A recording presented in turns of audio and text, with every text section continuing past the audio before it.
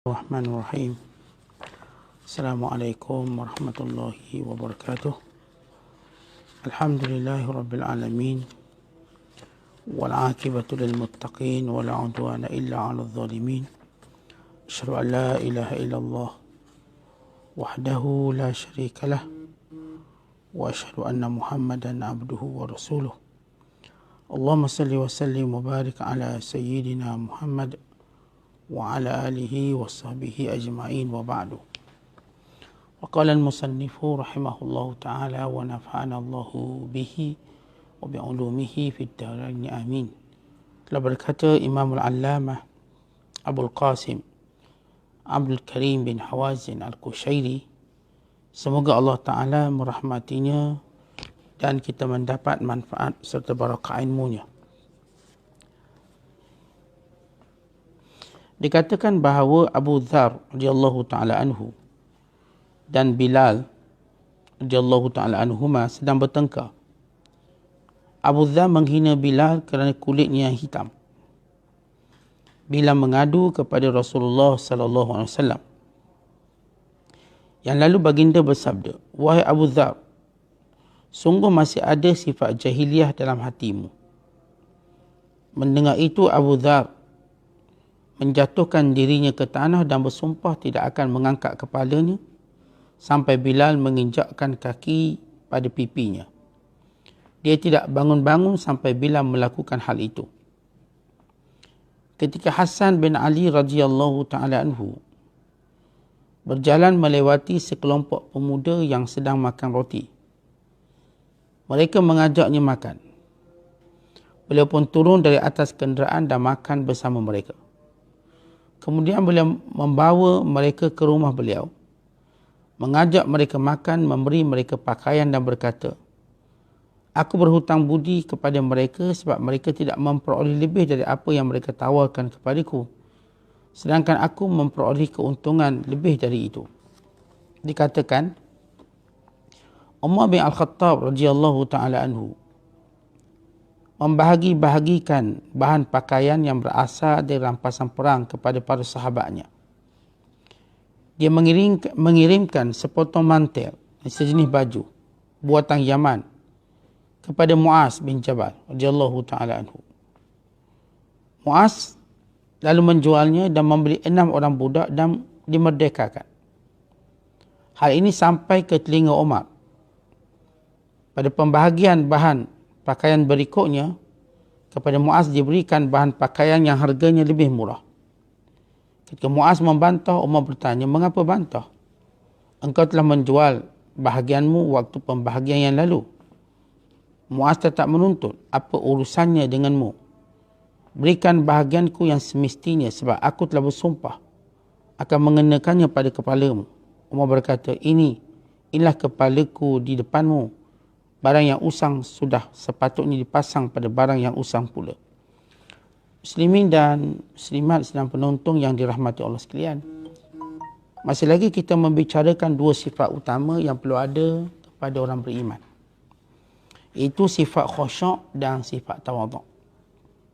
Sifat khusyuk, tunduk kita kepada setiap perintah Allah, tunduk kita pada setiap larangan Allah Subhanahu Wa Taala.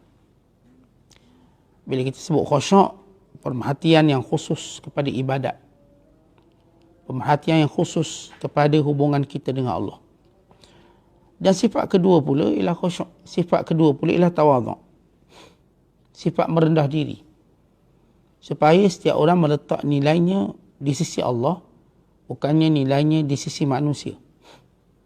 Kalau dia meletakkan nilainya di sisi manusia, dia pasti akan rasa dia lebih mulia, lebih baik, bahkan lebih patut dimuliakan. Bila dia melihat nilainya di sisi Allah, dia akan rasa rendah. Dia akan merasa ia perlu melakukan lebih baik untuk menjadi hamba yang lebih bertakwa. Kita baca kisah Abu Dzar dan Bilal bin Rabah radhiyallahu ta'ala anhuma. Abu Dzar antara yang terawal memeluk Islam. Sekarang riwayat menyebut beliau yang keempat atau yang kelima memeluk Islam. Dan Bilal juga begitu, di kalangan hamba yang pertama memeluk Islam. Abu Dzar al-Ghifari terkenal sebagai seorang dahulunya perompak. Dan kabilah Ghifar terkenal kabilah yang merompak mana-mana kabilah yang melalui kawasan mereka. Itu kawasan Ghifar. Kawasan laluan Yaman. Maka Abu Dzar Al-Ghifar, dia seorang yang walaupun di sebalik latar belakangnya berani, gagah, kuat, tetapi beliau sukakan kebenaran. Dan beliau bercakap benar sekalipun pahit. Akhirnya bila beliau mendengar munculnya Nabi Muhammad sallallahu alaihi wasallam, beliau menghantar saudaranya bernama Anis atau Unais untuk memerhatikan sifat orang yang mengaku Nabi. Lalu Unais balik dan beritahu sesungguhnya lelaki itu menyeru kepada akhlak yang baik. Maka Abu Dzar Al-Ghifari cepat-cepat ke Mekah dan beliau memeluk Islam di hadapan Nabi SAW. Beliau cukup berani, beliau mengiklankan keislaman beliau di hadapan Kaabah sehingga beliau dipukul, dibelasah. Sebab masa itu siapa pun masuk Islam tak berani nak zahirkan. Lalu Abbas bin Abdul Muttalib lalu berkata, apakah kamu kenal dia? Dia daripada kabilah Ghifar yang rombongan perdagangan kamu sentiasa lalu kawasan tersebut. Pasti kamu akan dirompak nanti, diambil harta. Lalu mereka berhenti memukul Abu Dzar. Keesokan hari Abu Dzar beritahu lagi, dia masuk Islam, dia mengucap kuat-kuat. Maka beliau dipukul lagi. Maka datang lagi Abbas bin Abdul Muttalib beritahu dia daripada kabilah Ghifar. Hati-hati. Akhirnya mereka tidak lagi usir Abu Dzar Al-Ghifar. Dan Abu Dzar Al-Ghifar belajar dengan Nabi SAW beberapa hari. Kemudian beliau pulang kepada kabilah Ghifar dan mengajak mereka memeluk Islam. Separuh mereka memeluk Islam. Dan separuh lagi berkata, kalau Nabi Muhammad berhijrah ke Madinah, kami akan masuk Islam. Akhirnya Rasulullah SAW berhijrah ke Madinah. Maka semua suku Ghifar memeluk Islam. Bahkan suku yang berjiran bernama suku Aslam juga memeluk Islam. Maka Abu Dzar ni satu contoh pendakwah yang gigih. Walaupun beliau tidak terlibat dalam perang Badar, tidak juga perang Uhud, tidak juga perang Khandaq, kerana beliau mula menemui Rasulullah pada tahun ke-7 Hijrah. Dan antara perang yang pertama beliau hadir ialah perang Hunain, samping pembukaan kota Mekah. Maka ini Abu Dzar, biodatanya Masya Allah luar biasa, orang hebat. Manakala Bilal bin Rabah, seorang hamba Habasyi yang terkenal dengan ketabahannya dalam melalui ujian, khususnya daripada kejahatan lelaki Quraisy, pemimpin Quraisy seperti Umayyah bin Khalaf, seperti Abu Jahal dan lain-lain mereka yang telah menyiksa Bilal bin Rabah, memukulnya, jemur di tengah panas, menghempapkan batu di dadanya, maka sedikit pun tidak menggoncangkan kekuatan iman Bilal bin Rabah. Dan beliau meninggal tahun 20 Hijriah. Manakala Abu Dzar meninggal tahun 32 Hijriah. Maka pernah ketika kedua-dua ni berbalah, tasyajarah, bergaduh. Bilal dengan Abu Dzar berbalah. Supaya kita tahu berbalah ni perkara biasa. Cuma menjaga adab bila berbalah, menjaga sempadan bila berbalah, di situ kepahaman kita tentang agama. Maka bila berbalah, Abu Dzar ni biasa kalau berbalah mencari noktah yang paling lemah untuk kita tundukkan orang. Maka Abu Dzar menghina kehitaman Bilal. Dia kata, wahai anak perempuan hitam, ya bena ammatis sauda, wahai anak hamba hitam, wahai anak ibu hitam. Dan kata lain, dia bukan sekadar hina Bilal radhiyallahu ta'ala dan menghina keturunan. Keturunan hitam, dengan bahasa kita. Maka bila Abu Dzar menghina kehitaman Bilal, maka Bilal pun diam, stop berbalah. Lalu Bilal radhiyallahu ta'ala datang mengadu pada Nabi SAW. Ya Rasulullah, dia telah menghina ibuku, menghina kulitku. Maka baginda sallallahu alaihi wasallam panggil Abu Dzar Al-Ghifari sambil berkata, ya Abu Dzar, innaka mru'un fika jahiliyah. Wahai Abu Dzar, perangai jahiliyah kamu masih ada. Sedangkan Islam telah menyamaratakan kamu. Tuan-tuan ingat perangai jahiliah ni, bila kita hina kulit orang, bila kita hina keturunan orang, maka ini perangai jahiliah. Hina ni dasar suku, sakat, Dayak ni. Kita nak marah. Ni jenis keturunan Batak ni. Jangan menghina keturunan. Kerana Allah Ta'ala yang menciptakan keturunan itu. Tak ada hinanya seorang keturunan Batak. Seorang keturunan apa saja keturunan mereka. Tiada penghinaan. Tuan-tuan, letak dulu sikap kita. Jangan letak penghinaan. Walaupun kita sebut, ni jakung ni. Dia ni jakung. Apa pun keturunan bukan untuk dipermain-mainkan oleh lidah kita. Kita boleh menghina kejahatan. Perkara jahat, perkara mungkar. Dan menghina keturunan ini menyakitkan hati. Maka Islam ajar kita supaya tidak menghina keturunan. Lalu bila Abu Dzar radhiyallahu ta'ala anhu ditegur seumpama itu, beliau menyesal kerana menghina Bilal. Maka beliau terus merebahkan dirinya, meletakkan pipinya ke tanah lalu berkata, aku tidak akan bangun sehinggalah Bilal pijak kaki dia atas muka aku. Tuan-tuan ni main. Kalau kita sebut ni kasar ni. Kalau tonyok kepala cukup dah. Tapi suruh pijak terus. Apakah Bilal melakukannya? Tidak. Bilal tak melakukannya. Tapi kedua-duanya menangis, bermaafan. Bila mengangkat Abu Dzar bangkit, dia tak akan pijak muka kawang dia. Walaupun ada peluang. Walau dia beri peluang. Yang penting dia tidak lagi dihina. Akhirnya mereka kembali menjadi orang yang mulia, yang rapat. Dan Abu Dzar mendapat pengajaran yang luar biasa. Mereka bila pula melihat indahnya Islam. Dan benarlah pilihannya dengan agama ini. Benar. Dan bagaimana Nabi SAW beri satu gambaran yang hebat di mata dunia semuanya. Inilah Islam. Kita tidak menghina sesiapa. Inilah Islam. Memuliakan semua orang tanpa kasta. Yang menjadikan kita mulia, takwa kita. Yang menjadikan kita hebat ialah sifat tawaduk kita. Yang kita jadi hebat, syarafuna. Kata Abu Bakar As-Siddiq, syarafuna. Syaraf fit tawaduk. Bila kita tawaduk. Ramai orang mencari mulia dengan berbangga diri. Oh, tunjuklah saya ni token, owner company itu. Saya ni mempunyai kekayaan itu. Mereka rasa dengan membangga diri itu mulia. Sebenarnya tawaduk itulah yang mulia, yang mengangkat kita. Dan kisah yang kedua, itu Hasan radhiyallahu ta'ala anhu. Hasan, Sayyidina Hasan, semalam kita cerita sikit. Beliau merupakan cucu kesayangan Nabi SAW.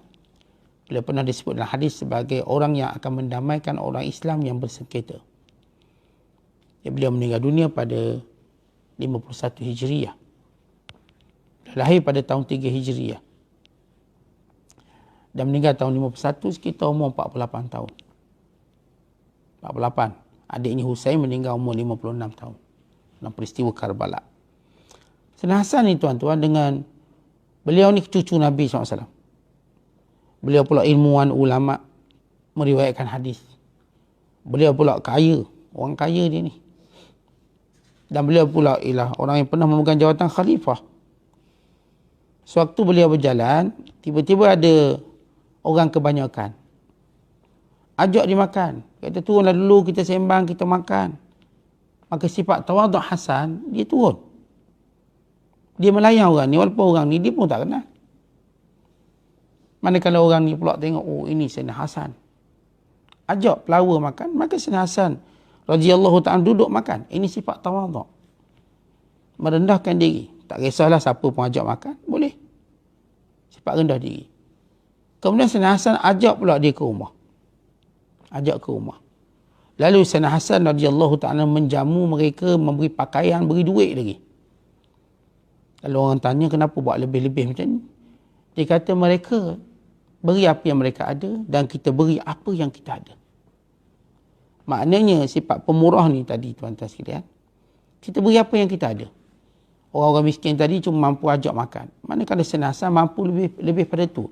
Dia berinya pakaian, dia berinya duit. Maka ini menunjukkan akhlak yang baik. Dan kisah yang ketiga pada pagi ini ialah kisah Umar Al-Khattab. Waktu membahagikan rampasan perang, dia beri pada Muaz bin Jabal. Muaz bin Jabal itu sahabat yang dekat dengan Umar Al-Khattab. Muaz meninggal dunia dalam Ta'un Amwas pada tahun ke-18 Hijriah. Bila beliau berikan pakaian atau kain dalam pembahagian harta rampasan perang, lalu Muaz melihat pakaian ini mahal, maka dijual dan harganya tadi dimerdekakan hamba. 6 orang dia beli hamba, dimerdekakan. Umar Al-Khattab pun dengar cerita tu. Pada zaman tu tak ada Facebook pun, tak ada viral pun. Semua perbuatan ni disampai juga ke telinga. Setiap zaman ada yang memviralkan cerita. Kita jangan ingat zaman kita, dia Facebook orang boleh viral. Zaman dulu pun ada. Maka sampai ke telinga Umar. Maka untuk pembahagian yang berikutnya Umar Khattab tak beri dia pakaian yang beri sikit je. Lalu kata Muaz, kenapa kamu bagi bahagian aku sikit? Kata Umar Khattab, sebab kamu tak pakai juga. Kamu tak guna, kamu jual, kamu beri pada orang lain. Kata Muaz, itu hak aku, suka aku lah.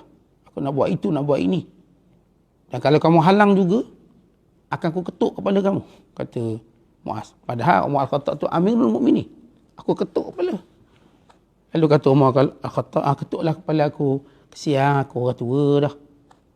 Maka berlembutlah dengan aku orang tua. Umar mengakui kesilapannya. Muaz tetap meminta hak dia. Lihat bagaimana Muaz ni, dia boleh ancam Amirul Mukminin, Umar Al-Khattab. Dan Umar pula berlembut dengan dia. Muaz kata, aku ketuk kepala ni. Lalu kata Umar Al-Khattab, kesianlah orang tua ni. Nak ketuk kepala pun kesian orang tua. Maka di sini kita lihat bagaimana watak Umar Al-Khattab. Walau dia khalifah boleh bergurau juga. Walaupun bergurau tu kadang-kadang kasar. Maka ini sifat tawaduk yang ada pada mereka. Sebab itu pernah diceritakan Uthman bin Affan radhiyallahu ta'ala anhu. Suatu hari tuan-tuan orang jumpa Uthman bin Affan tidur dalam masjid, berselimut. Walhadi Amirul Mukminin. Kita tahu Uthman bin Affan ni orangnya kaya, orangnya mewah. Khalifah boleh tidur dalam masjid. Selimut pula memang tidur beria-ria lah. Kalau kita kan tidur biasa je, jenis tidur duduk macam kita ni kan. Biasa kita tidur duduk. Tak ada pula kita nak bawa selimut. Duduk. Ni Uthman bin Affan bawa selimut tidur dalam masjid. Menunjukkan tuan-tuan dia tak kisah kat mana pun dia rebahkan badan dia. Tawaduk. Orang macam inilah yang boleh menjatuhkan kerajaan-kerajaan yang sombong atas dunia. Tuan-tuan kita, bila mana kita rebah, bila mana kita jatuh, lihat pertama sifat sombong kita. Orang bisnes.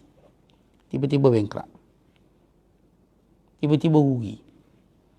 Orang bijak. Tiba-tiba tergelincir daripada kebijaksanaan. Yang pertama kita cek tuan-tuan, ada tak perkataan kita perkataan sombong. Mungkin satu hari dulu kita pernah cakap, apalah, meniaga pun tak pandai. Kita sombong. Lalu kita ingat kita je pandai berniaga, akhirnya kita pun rebah juga jatuh. Mungkin dulu tuan-tuan, waktu kita kaya, kita tengok makanan orang miskin, apa makanan jenis macam ni? Sampah, kata kita. Akhirnya tuan-tuan Allah jatuhkan kita miskin. Bila kita cuba mencela orang lain, mengaibkan orang lain dengan perkataan kita, kadang-kadang hati kita je, tapi Allah Ta'ala nak tegur kita. Pak sombong. Kadang-kadang kita punya sombong Allah macam tu pun boleh buat silap. Akhirnya kita buat silap yang sama macam dia.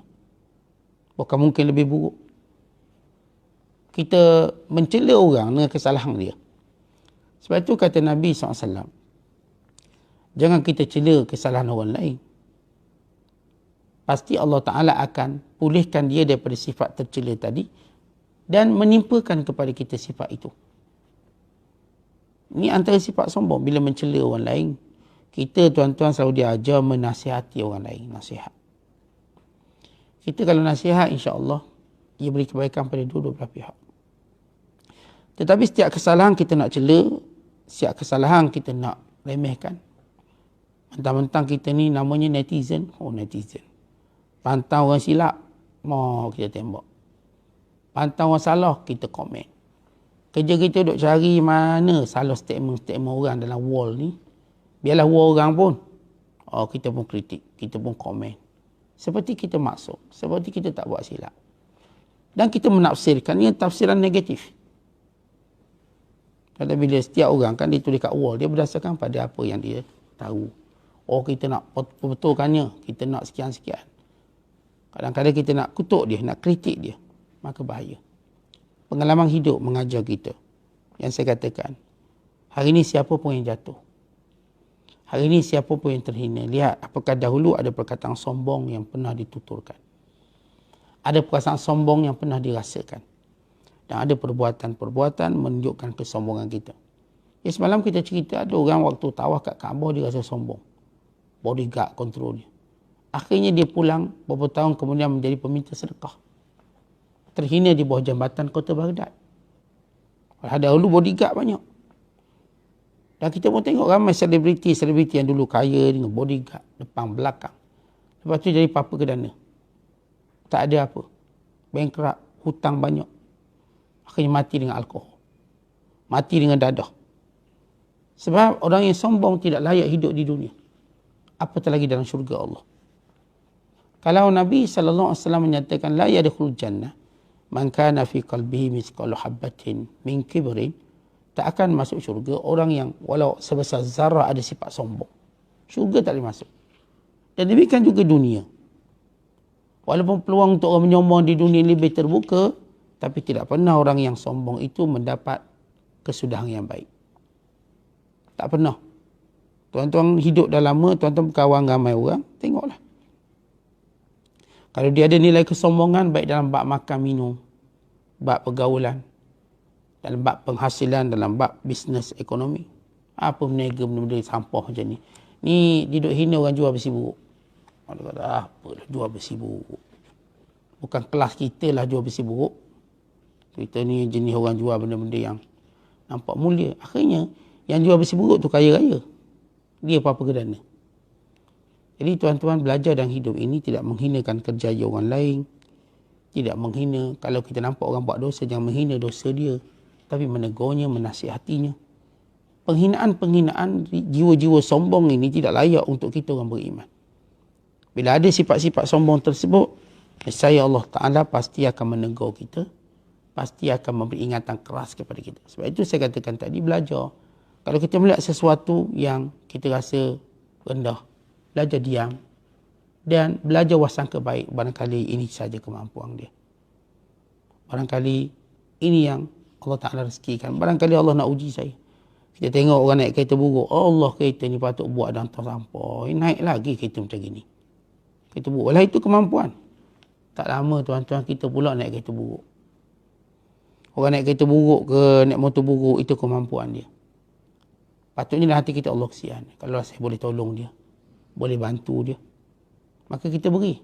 Dia seorang sahabat saya. Bila dia anak ramai, naik motor. Hujan lebat, basah semua dengan anak-anak dengan bini. Bini pula mengandung. Bawa ke hospital. Nurse tengok keadaan nurse ni yang nak sambut kelahiran anak isteri dia, menangis tengok. Allah, kesiannya dengan anak ramai, dengan hujan basah, bini pula mengandung. Dan setengah ada seorang hamba Allah tengok kesian, terus beri dia kereta. Ambillah kereta, tak apa, maintenance saya bayar. Orang macam ni bagus. Bukan menghina. Sebab itu kemampuan. Bila saya pergi rumah dia, saya kata, Syekh, hantar ada kereta. Kereta canggih pula. Kata, Ustaz, ni cerita ni Ustaz. Dia pun cerita. Kita pun terharu. Dia terharu kerana dia sabar menghadapi kesusahan. Terharu pula pada orang yang mudah simpati pada orang. Mudah simpati. Tetapi kita nak ada jiwa macam tu, bukan nak jiwa menghina. Tengok Allah, motor buruk patut buang ke laut jadi tukung ikan. Allah, kereta ni patut dah tak wujud atas jalan raya ni. Ni patut jadikan rumah kucing ke atau buat tukung kat laut ke biar ikan membiak. Allah bahasa. Tuan-tuan, hati-hati, setiap orang ada kemampuan dia. Kita hari ini Allah beri kemampuan lebih sikit. Dan Allah Ta'ala, sebagaimana Allah sebut dalam Quran, وَتِلْكَ الْأَيَّامِ نُدَاوِلُهَا بَيْنَ النَّاسِ. Allah boleh gila-gilakan hari. Hari ini kita kat atas, esok kita kat bawah. Hari ini kita jadi menteri, esok kita mungkin jadi kuli. Hari ini kita kuli, esok jadi menteri. Tentu itu peredaran yang Allah Ta'ala jadikan sebagai sunnatullah, sebagai suatu kehendak Allah Ta'ala. Jadi hidup ini, belajar jangan bawa sifat sombong. Walaupun kita ada sebab untuk sombong dan kemuliaan yang kita ada, tapi bukan itu yang dibenarkan, tidak juga dihalalkan. Maka merendah diri, belajar untuk simpati, belajar untuk berkongsi, belajar untuk kita menasihati, semua perkara ini akan menjadikan hilang sifat sombong. Biar ada simpati dalam diri kita, biar ada sifat berkongsi dalam diri kita, biar ada sifat menasihati dalam diri kita. Tengok orang tu tak betul, nasihat, bukan kita nak berbangga. Kita ada nikmat lebih, tuan-tuan, kita berkongsi. Oh, saya dapat kereta baru ni, ajak kawan-kawan naik semua. Pergi ajak belanja makan, berkongsi rezeki. Lalu hilang sombong kita. Ni ada kereta baru, bini pun tak naik, awak tak naik, ini kereta baru saya. Kalau isteri tak naik, orang lain sementelah. Oh, dibawa keadaan tertentu. Sayang sangat kereta ni. Ni kalau silap cala kereta, dicala tangan orang tu. Kita, tuan-tuan, dapat nikmat yang hebat. Nak buang rasa sombong, kongsi. Sebab itu kami dia ajar. Bila mana kami mendapat nikmat, kami berkongsi. Itulah yang akan menghilangkan rasa keakuan atau rasa kesombongan. Sebab orang yang berkongsi ni, tuan-tuan, Allah Ta'ala akan hilangkan sifat sombong ni. Cuba tuan-tuan dapat satu nikmat. Hebatlah nikmat. Rumah baru. Oh, rumah besar, agam. Berkongsi, ajak orang datang. Ajak saudara mara datang. Ni kau nak datang Johor Bahru, tak payahlah sewa hotel. Rumah saya besar. Mari duduk rumah saya, bilik banyak. Waktu kita buat macam tu, tuan-tuan, kita tak rasa pun sombong. Rasa seronok kawan-kawan datang. Rasa ukhuwah. Rasa silaturahim. Rasa segala-gala yang baik. Waktu kita dapat kereta besar pula, jom naik ramai-ramai, jomlah kita pergi sana, pergi sini, tumpah. Nanti pergi masjid, Mak Wan tak payahlah bawa kereta, naik kereta saya je Mak Wan. Pak Wan, Pak Engah, tak payahlah kereta saya ni. Oh, kita naik kereta kita, kongsi untuk pergi tempat-tempat baik, maka hilang sombong kita. Dan bila mana kita tengok kawan kita buat salah, belajar nasihati dia. Kalau ada peluang kita jumpa dia, tuan-tuan, nasihat dia. Jangan kita duk maki, jangan kita perendahkan dia. Nasihat, ni perangai tak baik, awak buat macam ni. Ini perangai tak betul, pada apa yang saya tahu. Mudah-mudahan Allah Ta'ala tunjukkan kita jalan yang lurus, jalan yang betul. Allah beri kekuatan untuk kita berubah. Sama saya dan tuan pun sama. Tuan-tuan, ini satu perkara yang penting. Sebab tu bila saya sebutkan tadi, belajar simpati, belajar berkongsi, belajar menasihati, insya-Allah sombong kita pada orang akan hilang sedikit demi sedikit. Dan kita akan berpuatakan dengan puatakan yang baik. Moga sifat ini menjadi sebahagian sifat kita dan sifat keturunan kita. Dan sifat umat Islam. Dan moga dengan sifat ini Allah mengangkat kita pada kedudukan yang mulia di sisinya. Dan kedudukan yang mulia di dunia dan di akhirat. Wallahu a'la wa a'lam bissawab. Assalamualaikum warahmatullahi wabarakatuh.